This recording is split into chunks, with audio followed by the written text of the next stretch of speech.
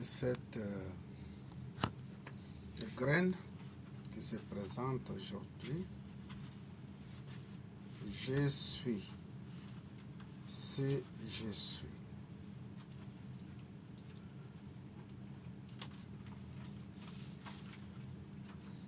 Cette graine nécessite une bonne réflexion.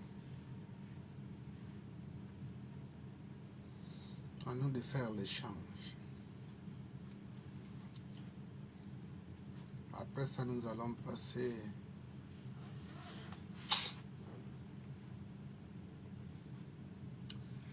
juste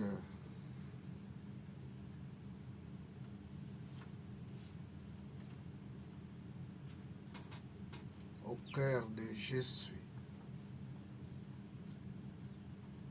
La réflexion est libre. Je suis, c'est je suis. La participation ici, soit par le développement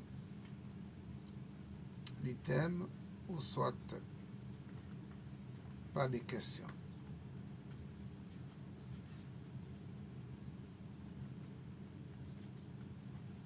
Oui, oui.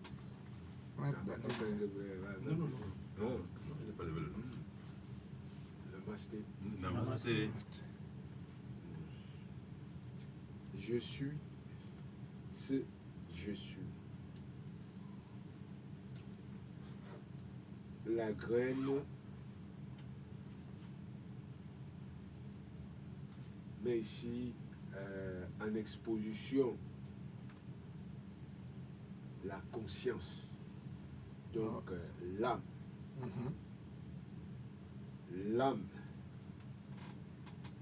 travers cette graine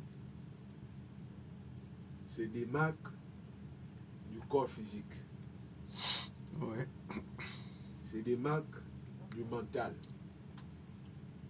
et tous les autres corps subtils. La conscience s'affirme dans son authenticité, dans son essence spirituelle. Namasté. Namasté. Merci pour la contribution.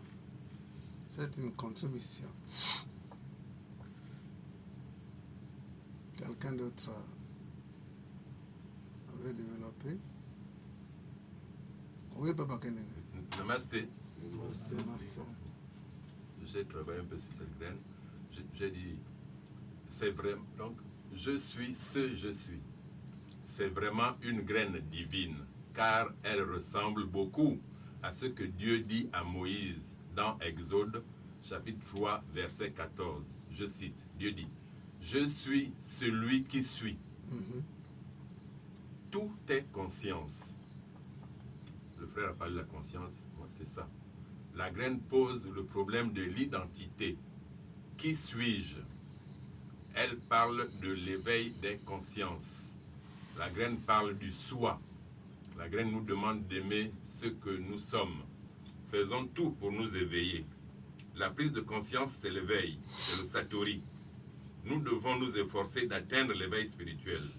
Pour arriver à l'éveil spirituel de la conscience, nous devons cultiver la sagesse, l'amour inconditionnel. L'éveil, c'est le soi véritable. L'éveil a plusieurs niveaux, il faut le rappeler. La graine veut dire à demi-mot que nous atteindrons tous l'éveil, la réalisation de soi. Le but de l'arrivée de l'homme sur terre, c'est de s'éveiller. L'éveil, c'est le connais-toi toi-même, comme l'a dit Socrate. Lorsque tu connaîtras qui tu es, alors tu connaîtras l'univers et tu connaîtras qui est Dieu. Je suis ce je suis voudrait dire que je suis divin. Nous sommes des arbres à soins. Je suis ce je suis voudrait dire que je dois respecter les lois de la nature, les principes divins. Je ne dois pas me considérer comme un fragment de la création, mais comme la création elle-même. La graine nous invite à la prise de conscience. Elle nous invite à connaître notre véritable nature. Nous devons nous comporter comme des êtres spirituels. Nous devons nous poser la question, qui suis-je? La graine nous demande de ne considérer que ce que nous sommes au moment présent, car le passé ne reviendra plus et le futur est inconnu et incertain. Je suis ce je suis veut dire que je suis amour. c'est-à-dire je ne juge pas autrui, je ne compare pas, j'accepte tout le monde sans jugement. Je mets l'ego de côté. Je suis ce que je suis voudrait dire je suis amour et je dois le réaliser. Car Dieu est amour. Je suis ce que je suis, je veux dire que mon objectif c'est la réalisation de soi. Je suis ce que je suis veut dire je suis un homme spirituel, car tout est spirituel. En tant que spirituel, je suis amour, c'est-à-dire je respecte autrui et je suis dans l'autrui. Je suis dans l'autrui, dans l'autre, je me retrouve, je me reconnais dans l'autre. Enfin, je suis le namasté, c'est-à-dire le Christ qui est en toi et le Christ qui est en moi. Je suis ce que je suis voudrait simplement dire que je suis l'univers et l'univers est en moi. Tout est à l'intérieur de nous. Namasté. Namasté. Bien. Oui, Maître Albert. Namasté. Namasté. Namasté. Moi, je vais un peu essayer, peut-être un peu court. Je suis ce que je suis. Pour moi, je pense que l'alcool nous rappelle que nous sommes des créatures doubles. C'est-à-dire, nous avons un corps physique limité. Plus loin, mais nous sommes des êtres. Ce qui veut alors dire quoi? Ce qui veut dire que, étant humains, nous devons travailler pour l'élévation, puisque nous sommes âmes. Tout simplement. Je ne m'arrête pas. Merci. Je suis ce que je suis.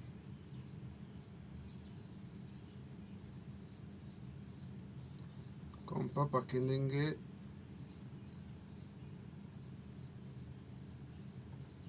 venait de développer à son niveau le je suis.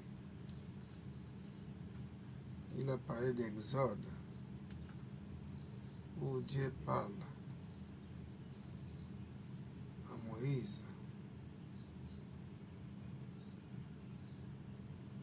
Est-ce que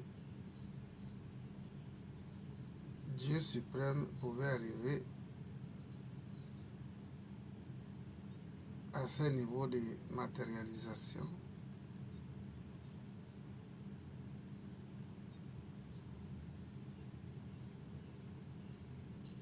Donc je suis ici.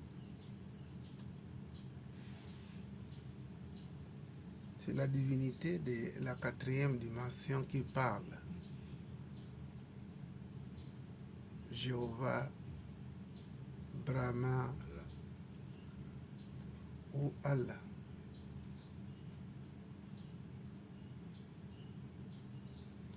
C'est cette région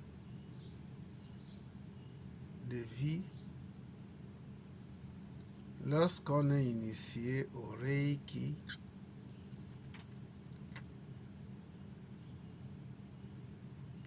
C'est là où on se place, c'est là où on s'aligne, conscient ou inconsciemment. Et c'est Dieu Jéhovah, cette divinité commence à faire des travaux avec vous ensemble. Vous fusionnez avec le je suis, c'est Dieu de Moïse.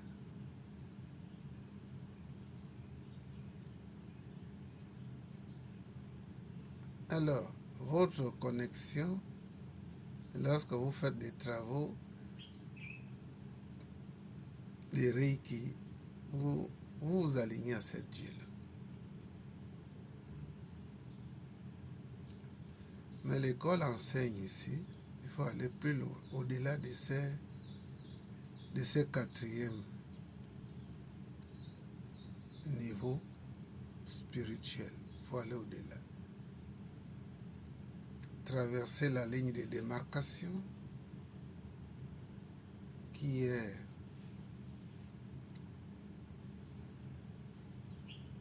le niveau éthérique avant d'atteindre votre vrai foyer, le foyer des âmes. C'est là où on réalise véritablement ce que nous sommes. C'est la 5e dimension. C'est là-bas où on se reconnaît en tant qu'âme. En tant qu'âme, où on ne peut pas vous sonder,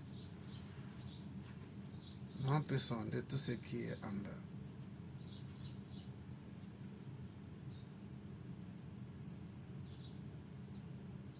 L'oreille qui donne les 7 ans entendu parler,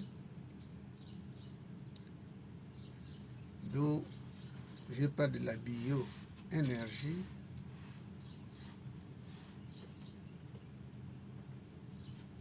où je parle de la bioénergie, celui qui considère le je suis Dieu de Moïse ne peut que considérer le Reiki. Le Reiki, en langue japonaise, veut dire l'énergie universelle de Dieu.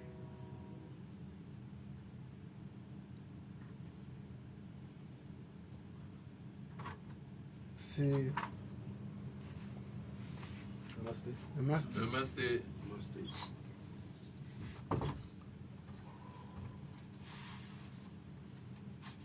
Le Reiki dont je vous parle,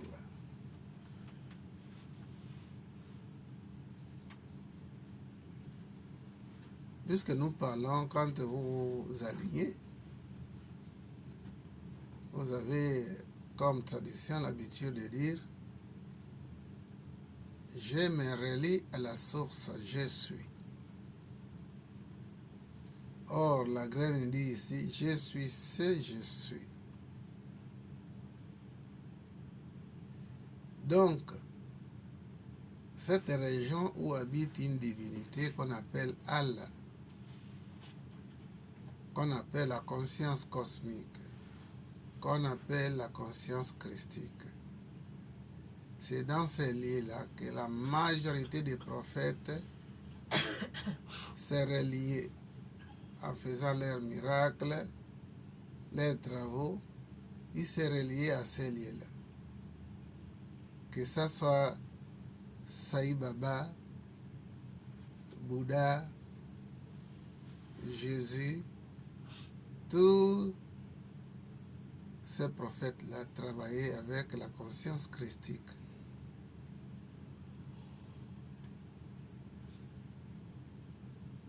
C'est cette conscience que celui qui fait le Reiki canalise cette énergie pour distribuer dans la société humaine ou dans les plans physiques ou les plans spirituaux-matériels. Si vous avez des questions liées à ça, n'hésitez pas, il faut poser. Mais je vous ai dit que le Reiki, c'est la bioénergie.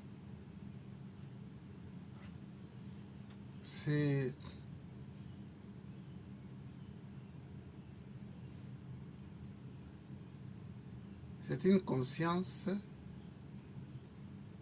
qui a manifesté tout ce qui est en bas, qui a créé toutes les formes, mais qui n'a pas créé l'informe. Les humains, leur corps, c'est la forme. Mais dans les humains, il y a l'être qui n'a pas été créé par cette divinité-là. Donc la reliance à ce niveau ou cet état d'esprit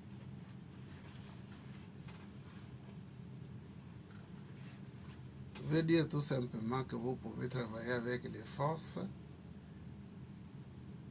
cosmiques ou christiques.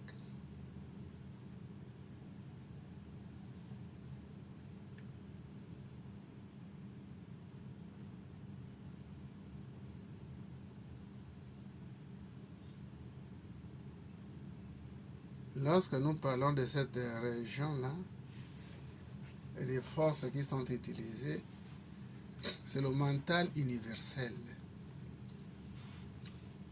Et le mental universel, c'est le mental universel qui est la cause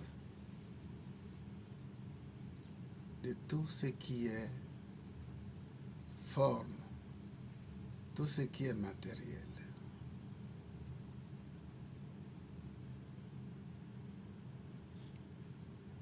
Alors, celui qui s'est fait initier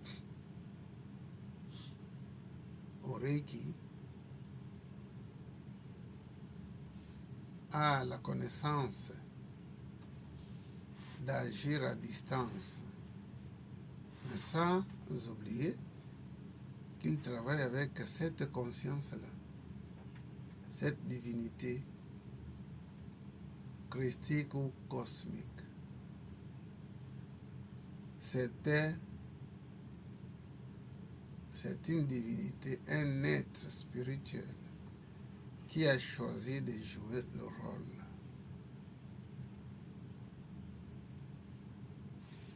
Voilà. Sauf ceux qui se sont initiés, qui ont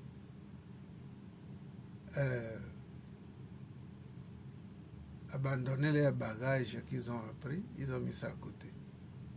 Où je disais l'autre fois ici qu'il n'y a pas une excuse. Que voilà, je n'ai pas pu développer ce côté-là parce que je n'ai pas de clients. Il y a l'oreille qui est la terre. Cette oreille qui est la terre, vous pouvez faire en profiter les êtres inférieurs. Les animaux, les plantes, les fleurs. Donc, je suis ce je suis. C'était une manière dont cette divinité-là s'identifiait. On ne pouvait pas lui donner des qualifications matérielles. Donc, il s'est exprimé comme ça. Je suis, c'est je suis. Le Dieu de Moïse. Namasté. Namasté. Si vous avez des questions sur ça, je suis là à vous répondre. Oui? Namasté. Namasté. Namasté.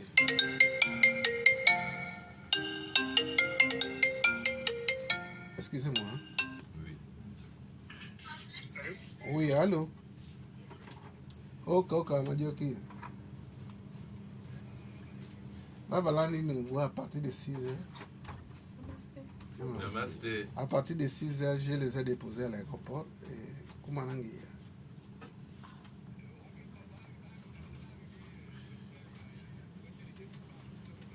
Oui, comme nous avons causé, on a fait ça. Ils ont fait ça. Voilà. J'ai dit Dieu merci que la providence divine t'a envoyé sur place à l'aéroport. On allait faire des choses qu'on allait regretter. Oui. Ok, bien. Merci de ton appel. Ok. Oui, fils. Oui. C'est un cheminement, une question qui vient à la graine que nous sommes en train de développer. Ma question était à quoi consiste l'initiation dans la vie d'un individu. À votre réponse, je vais me rapprocher à je suis d'Exode qu'il a eu à prendre. Mhm.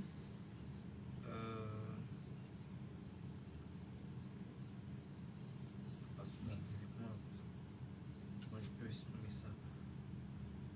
Le rapprochement que je voudrais faire, que je voudrais arriver à comprendre, exemple, c'est pour des chrétiens quand ils se baptisent. Pourquoi en se baptisant, non pas une rencontre ou encore ce lien-là, comme vous dites avec je suis. Moïse a fait la rencontre avec le je suis. Il y a eu une suite après. Mais d'aujourd'hui, il y a comme dit quoi, un vide au fait, je ne sais pas si je peux dire ça comme ça. Donc je pose la question, à quoi consiste l'initiation dans la vie d'un individu? L'importance, L'importance, oui. l'initiation. L'initiation dans la vie d'un individu. Bien. L'initiation, ça mène au côté caché de la vie, au mystère.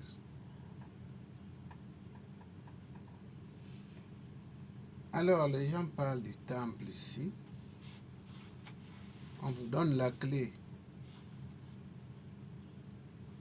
Cette clé vous permet d'ouvrir et pénétrer à l'intérieur de cet espace. Mais vous allez trouver des symboles, beaucoup de symboles. Et il faut chercher à savoir, à décortiquer ces symboles, afin que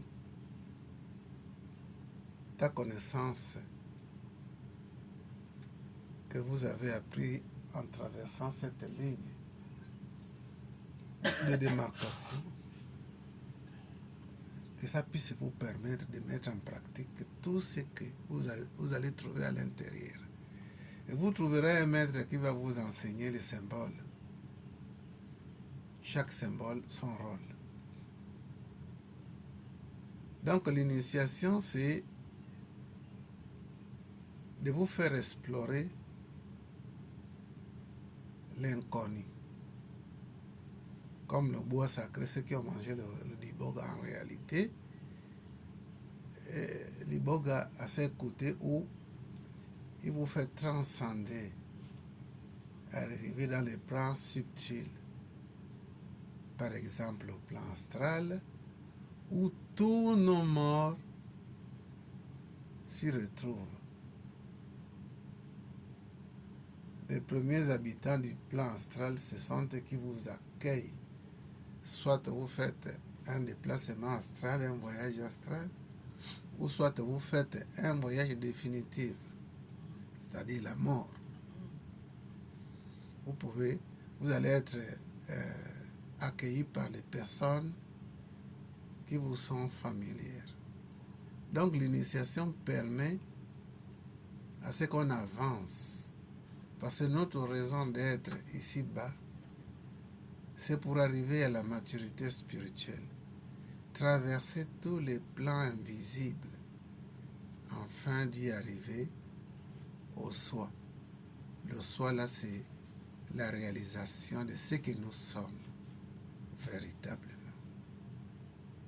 Tout le monde passera par là, quel que soit le temps que cela prendra. Tour par tour, chacun arrivera. Aucune âme ne sera perdue comme la Bible et d'autres rencontres que vous allez, si vous restez dans l'état de mécréant, les mécréants, comme eux-mêmes ils appellent les musulmans, ils appellent kafr. Le kafr, c'est quoi? C'est celui qui ne prie pas, qui ne connaît pas Dieu. C'est un mécréant. Donc quand on est mécréant, d'après le Coran, alors, on meurt directement en enfer. Et on va vivre dans le feu infernal.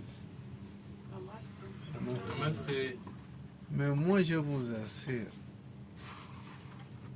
que personne, aucune âme ne pourra mourir. Aucune âme ne meurt.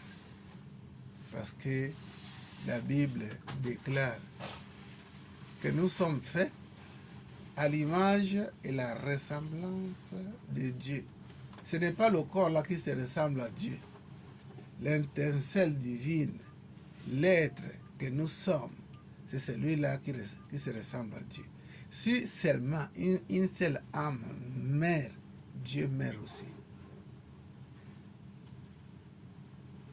Je dis si seulement une seule âme, que quelqu'un ou une circonstance arrive à le tuer, Dieu mourra le même jour. Donc ça veut dire que dans notre évolution, il faut atteindre aller au-delà de la conscience christique, aller au-delà de la conscience, c'est-à-dire le mental universel. Que vous tombez dans votre élément, votre foyer, qui est le foyer des âmes, où on ne peut pas sonder. On se réalise vraiment ce que nous sommes. Donc l'initiation permet à tout acolyte, à tout initié, d'explorer et de réaliser ce qui est caché dans la vie après la vie, ou la vie après la mort.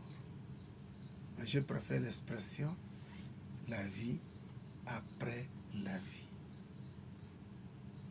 Parce que qu'est-ce qu'on réalise après ce que nous appelons la mort? Nous sommes vie, mais qu'est-ce qu'on réalise après? Après cette vie, c'est une autre vie, une vie continuelle, une vie éternelle. Donc, c'est des bandits qui ont écrit la Bible et le Coran pour embrigader les gens et profiter de leur ignorance. D'où le travail que vous deviez faire tous les jours. Pensez à demain. Le demain, là, c'est l'autre côté là-bas. Le seul héritage qu'on ne peut pas détruire, c'est ce que vous aurez appris ici-bas. C'est ce que vous amenez avec vous. Votre corps, vos voitures, vos maris, vos femmes, vous les laissez derrière. Allez vous découvrir. Oui? Moi, j'aimerais aborder j'ai envie de me connaître qui je suis vraiment au fond. Que vous employez comme terme.